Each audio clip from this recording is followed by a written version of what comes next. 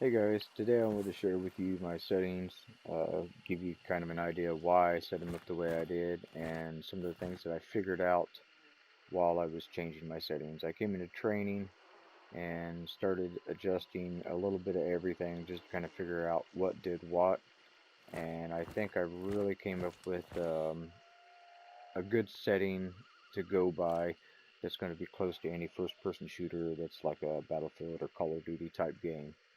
So, first off, the first thing I figured out was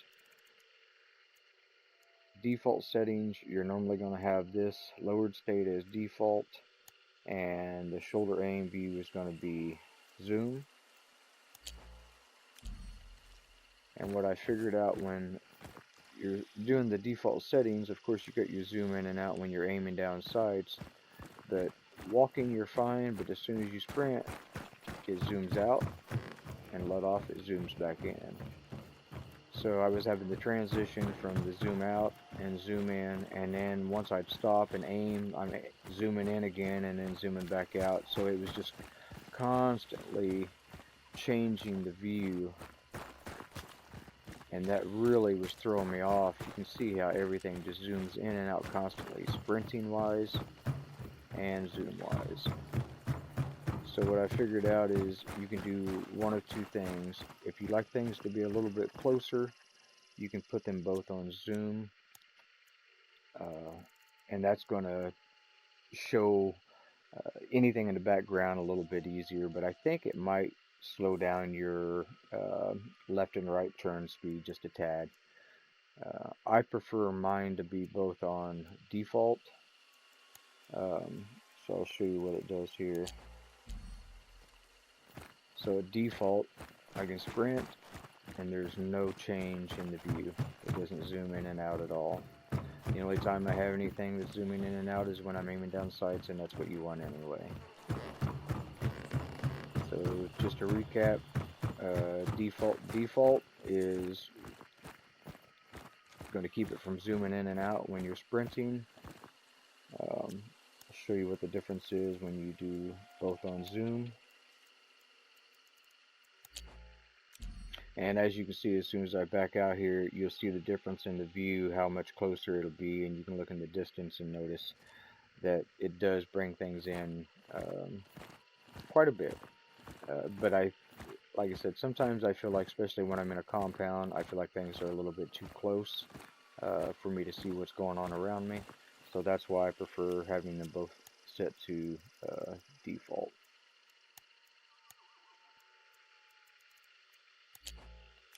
And then again, you can see the difference here of what my view is compared to both of them being on zoom. It's not a big difference, but like I said, if you're having a hard time seeing things in the difference, you might want to do the zoom zoom. Default is what I prefer. Another thing to let you know is I figured out anytime you're doing anything like a reload or climbing a ladder, it's going to change the sensitivities, and there's no way around changing that I figured out to where everything is going to be exactly what you want. So like for instance, if I'm just turning one speed, you can see how I'm turning at this rate. So if I do reload and I'm turning, now watch when I'm done reloading.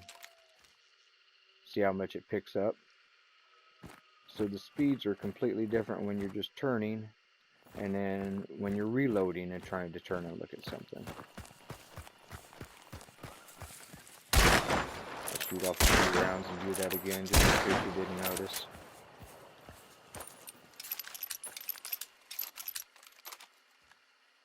And then you see how much it picked up right there. Way faster. The other thing I noticed is anytime you're climbing a ladder, just standing here, I can look around. It's going to be, not super fast, but not super slow. As soon as I get on the ladder, your sensitivities are just going crazy. So that's the two things that I've really figured out that I can't change to adjust, is the sensitivities when I'm reloading or climbing up a ladder. But otherwise, I think I got everything else pretty well figured out. where they should be for a comfortable setting for default settings anyway. Like I said, the default settings were just terrible when I first started. I couldn't do them at all. So now I'll go ahead and show you what my sensitivities are, and then that might be something that you can go off of and kind of adjust yourself. But these two here are going to be the main. That's going to change kind of the overall of all of these, is the way it seems like to me, because I've changed all of them so many times just to figure out what did what.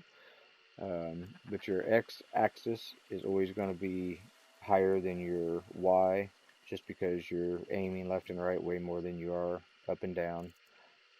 All my scopes, I just left them at default just to make them easy, so they're all 1.0. And then this is probably the most important part, is the turning speed. Basically, it's an acceleration. I think it's cranked up pretty high on default. But with my settings, I found out that around 77, 78 is really the best for me. So if you do use my settings, you can just change the turning strength and leave all these the same if you don't know what they're doing for sure. But you can do the turning strength up and down a little bit. I would say just one or two at a time at the most, to see what was comfortable for you. The only other thing I have is aim assist is on, just because if not, you're at a disadvantage on this game. It doesn't really do much at a distance, but it does help in close combat.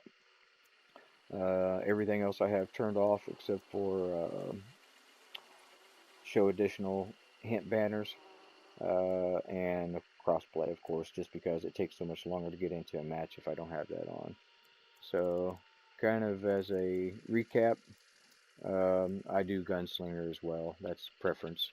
But the default or zoom is going to get rid of that zoom in and out when you're sprinting. That way you're not transitioning so many times from sprinting to aiming down sights. So hope this helped, and I will start setting up a little bit more tutorials and tips on the game. It's just been a little bit slow right now because I've been really busy and trying to figure out the sensitivities themselves and getting this video out. So hope it works, and have a good day.